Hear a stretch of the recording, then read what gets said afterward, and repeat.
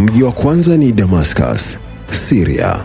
Ni mji mkuu wa nchi ya Syria ambao pia ndio mji mkubwa zaidi kijiografia nchini humo. Unakadiriwa kuwa na idadi ya watu zaidi ya milioni 4.5.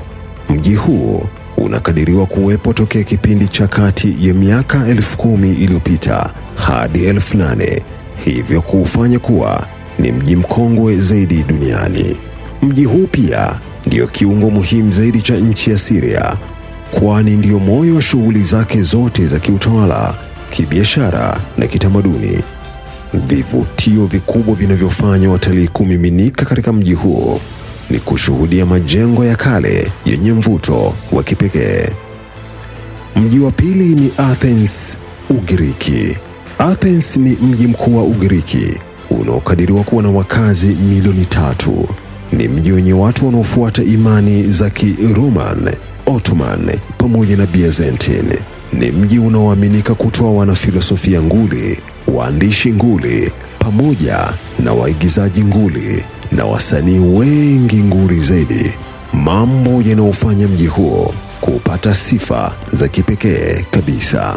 Ni mji wa kihistoria ambao una muonekano wa juu kutokana na kuwa umejengwa kwenye miinuko inayofanya kuwa na muonekano mzuri zaidi kwa kutizama kwa chini. Kutokana na mji huu kutambulishwa kuwa ni wa kitafiti zaidi, umesheheni makumbusho ya kihistoria kama makumbusho ya taifa, Byzantine pamoja na makumbusho mbalimbali yanayohusu imani za kidini na kumbukumbu za waandishi mbalimbali nguli.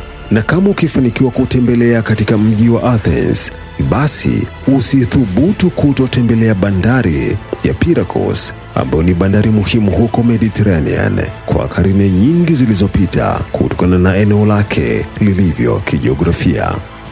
Mji wa tatu ni Bailos ulioko Lebanon. Ni mji wa zamani katika nchi ya Lebanon na unashikilia nafasi ya 3 kwa ukubwa wa kuwa mji mkongwe zaidi duniani. Unakadiriwa kuwepo kwa zaidi ya miaka 5,000. Na cha kufurahisha zaidi ni kwamba neno neon kwa Kiswahili likimaanisha ni Biblia, neno hili limetoholewa kutokana na jina la mji mkuu wa Byblos. Ni mji unaovutia kwa utalii. Siku hizi umekuwa ni mji wa kisasa ukiwa na majengo ya kioo, kitu kinachofanya uvutie zaidi kutokana na muunganiko wa utamaduni na usasa. Mji wa 4 ni Jerusalem uliopo Israeli. Ndio mji unaotembelewa zaidi nchini Israeli na vile ni kituo muhimu cha kidini duniani. Jerusalem ni mji unaojulikana kama ni mji mtakatifu kwa Wayahudi, Wakristo pamoja na Waislamu. Hii ikiwa ni kwa mujibu wa Biblia. Mji wa Jerusalem ulifanywa kuwa mji mkuu wa Israeli na Daudi. Siku hizi Jerusalem una wakazi wanaokadiriwa kufikia 800,000, huku Wayahudi wakiwa ni wengi zaidi, wakikadiriwa kufikia 60% ya wakazi wote katika mji huo. Ni mji ulioanzishwa miaka 4,000 iliyopita na umegawanywa katika vipande 4 ambavyo ni sehemu ya Wakristo, Waislamu, Waarmenia na Wayahudi, hali inayoufanya kuwa ni mji unaokumbwa na machafuko ya mara kwa mara na mashambulizi ya kujitoa muhanga kutokana na matabaka hayo, hali iliyofanya mnamo mwaka 1981 kuwekwa kwenye orodha ya miji ya urithi wa dunia uliopo katika hatari. Mji wa 5 ni Varanasi, India.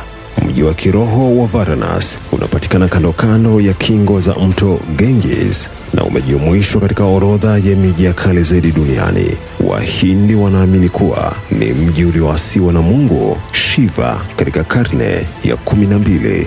Mji wa 6 ni Chochula uliopo Mexico. Ukiwa na zaidi ya umri wa miaka 2500, mji wa Chochula umejengeka kutoka katika muunganiko wa vijiji mbalimbali kama Ormekis, Tortes pamoja na Astes na unakadiriwa kuwa na wakazi 60,000 tu. Chochula maana yake ni eneo la mapambano. Kivutio kikubwa katika mji huu ni uwepo wa mapiramidi ya kutosha ambayo yanajulikana kama minara mikubwa zaidi kuwahi kutengenezwa na binadamu. Ni mnara unaojumuisha njia mbalimbali chini ya ardhi na mapango yenye urefu wa kufikia kilomita 8. Mji wa saba ni Jericho ulioko Palestina. Unakadiriwa kuwa na umri wa miaka 11,000 na kukadiriwa kuwa na wakazi 20,000 pekee. Mji wa Jericho unapatikana katikati ya Palestina na hivyo kuwa ni mji kiungo muhimu zaidi kibiashara. Vivutio vikubwa katika mji huu wa Jericho ni uwepo wa makaa asili makubwa ya Kisultan pamoja na tempo mbalimbali za Mashaurin, uwepo wa masinagogi mbalimbali, kumbukumbu yaliyotumika kwa ajili ya ibada mbalimbali kwa miaka ya nyuma iliyopita. Mji wa nane ni Aleppo uliopo Syria. Ni mji mkubwa zaidi nchini Syria unaokadiriwa kuwa na wakazi wanaofikia milioni 2. Ni mji wenye faida sana kijiografia, kwani unapatikana na barabara ya Silek ambayo ndiyo inayounganisha bara la Asia na eneo la bahari ya Mediterranean. Ni mji unaodaiwa kuwapo kwa miaka 8,000 iliyopita na unajulikana pia kwa jina la The Soul of Syria.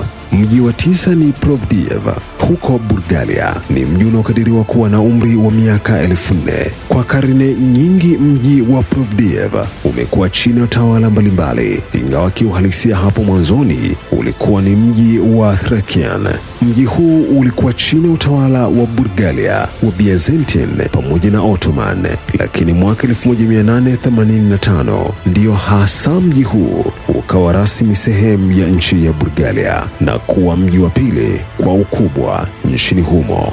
Kivutio kikubwa katika mji huu ni uwepo wa nyumba takribani 90% ambazo zote zinafanana kimwonekano, jambo linalowafanya watalii wengi kuvutiwa na uwepo wa aina moja ya nyumba zinazofanana. Mji wa 10 ni Luoyang ulioko China. Mji wa Luoyang unatajwa kuwa na umri wa miaka 4,000 huku ukiwa na wakazi wanaokadiriwa kufikia milioni 7, wakati miji mingi mikongwe duniani inaonekana kupatikana zaidi huko Mediterranean. Mji wa Luoyang unasimama kama mji mkongwe unaopatikana Asia. Mji wa Luoyang una mengi ya kujivunia, lakini mojawapo ni uwepo wa eneo la The Longmen Grottoes ambalo lilitajwa kama eneo la urithi wa dunia mnamo mwaka 2000, na pia uwepo wa mahekalu mbalimbali yanayofanya mji wa Luoyang kuwa kivutio kikubwa cha watalii kutoka duniani kote.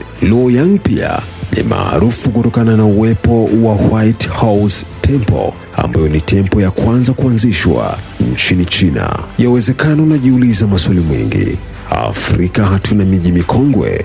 La hasha, yawezekana ipo, lakini ufinyu wa kufanya tafiti mbalimbali, hivyo kushindwa kutambulisha uwepo wa vivutio mbalimbali ambavyo vingekuwa tunu na nuru ya dunia.